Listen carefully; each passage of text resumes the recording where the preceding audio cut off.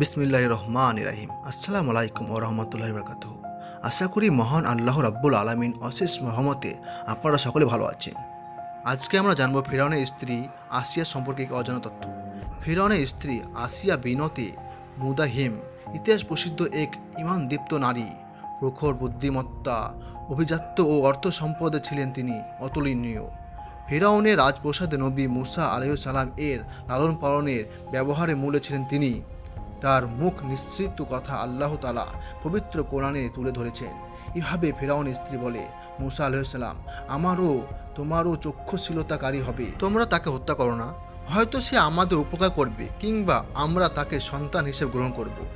তারা তা অনুসন্ধান করতে পারেনি। সূরা কাসাস 9। রাজপ্রাসাদে সব রকম বিলাস ত্যাগ করে স্বামীর প্রতি ভয় দূর করে আল্লাহর প্রতি ঈমান আনেন আসিয়া। এই কথা জানার পর আসিয়ার প্রতি ফিরআউন রাগান্বিত হয়। আসিয়ার সঙ্গীদের একের পর এক সে মারতে লাগে এবং শুধু তাই না, আসিয়ার হাতে পায়ে পেরেক মেরে তার উপর যে লোহার চেন বেঁধে তাকে টর্চার করা হয়, তাকে মারা হয়। তারপরেও কিন্তু আসিয়া আকাশের দিকে তাকিয়ে আল্লাহর কাছে দোয়া করে এবং আল্লাহ তাআলার কাছে তার জন্য জান্নাতের ঘর তৈরি করতে বলে।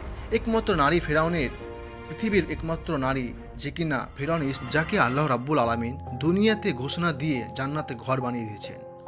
আপনাদের প্রশ্ন হয় না, ফিরআউনের মতো এত জালিম মানুষের স্ত্রী আসিয়াকে কেন আল্লাহ তাআলা এত মর্যাদা দেন? কাহিনী শুরু হচ্ছে ফিরআউনের অন্য এক দাসীকে নিয়ে।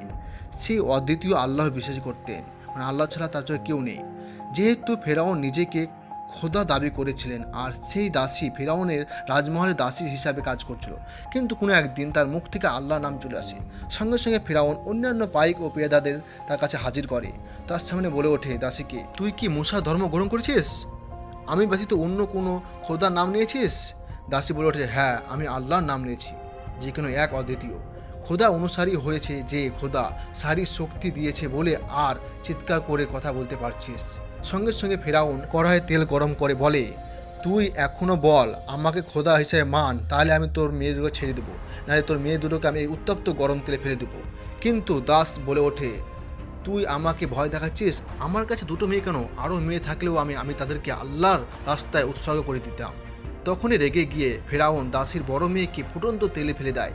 মেয়েটির সঙ্গে সঙ্গে শরীরে শুধু কঙ্কাল দেখা যায়।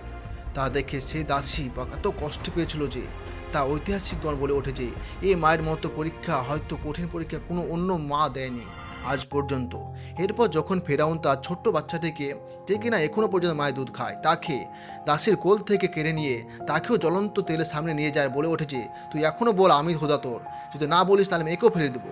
কিন্তু দাসের মধ্যে আল্লাহর প্রতি এতটাই ঈমান ছিল যে বলে ওঠে, আমি পৃথিবীর সমস্ত কিছুকে ত্যাগ করে দিতে পারি, কিন্তু আল্লাহর ঈমানকে না।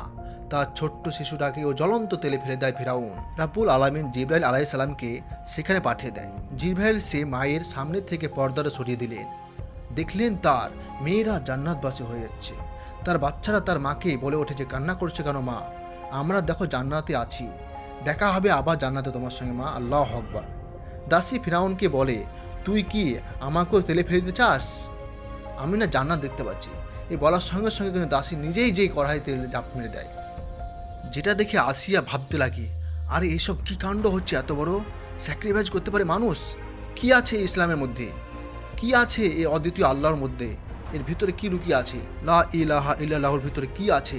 সে ভাবতে হতে অবাক হয়ে যায়। তারপর সে একদিন অদ্বিতীয় আল্লাহর পাককে নিয়ে জ্ঞান অর্জন করতে থাকলো এবং এক সময় ফিরআউনের সব থেকে প্রিয়তম স্ত্রী আসিয়া ইসলাম ধর্ম গ্রহণ করলো। আল্লাহু আকবার।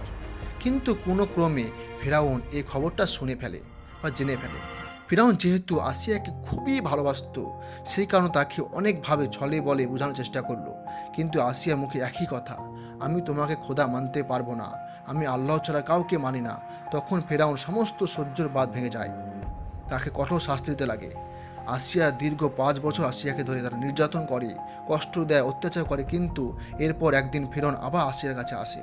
আসিয়াকে বলে ওঠে, তোমার কাছে এখনও চান্স আছে, তুমি বলো আমাকে খোদা, তাহলে আবার তোমাকে আগের মর্যাদা আমি ফিরিয়ে দিব। কিন্তু আসিয়া হাসতে হাসতে বলে উঠল, আমি আমার প্রভুর কাছে একটা জান্নাতে ঘর চেয়েছি। আমার প্রভু আমার জন্য জান্নাতে একটা ঘর বানিয়েছে। আমি সেই ঘর ছেড়ে তোমার এই রাজপ্রাসাদে আমি কি করে থাকতে পারি? তোমার এই রাজপ্রাসাদ আমাকে দম বন্ধ করে দেয়। এইসব কথা শুনে যে কিনা এই পৃথিবীতে প্রথম শাস্তি হিসেবে ফাঁসি শুলবিদ্ধ করা মারাত্মক পদ্ধতি চালু করেছে, সেই ফেরাউন আসিয়া নরম হাতে পেরেক মারতে লাগে। ইতিহাস প্রসিদ্ধ, যখন আসিয়ার হাতে পেরেক মারা হচ্ছিল তখন কিনা মিশরে মানুষের সঙ্গে সঙ্গে সমস্ত জীবজন্তু পাখি থেকে শুরু করে সকলে কান্না করছিল। কারণ এত সুন্দর মেয়েরা, এত সুন্দর চেহারা মানুষকে কেউ এত বড় খারাপভাবে আঘাত করে হত্যা করতে পারে? কেউ বিশ্বাস করতে পারেনি। আসিয়া কষ্টের মধ্যে একটা কথা বলেছিল, হে আমার প্রভু, তুমি আমাকে ফেরাউনের থেকে রক্ষা করো, আমার জন্য তোমার জান্নাতে একটি ঘর বানিয়ে দাও, তৈরি করে দাও। আল্লাহ আকবার। আল্লাহ রাব্বুল আলামিন সঙ্গে সঙ্গে জিবরাইল আলাইহিস সালামকে পাঠিয়ে দিলেন।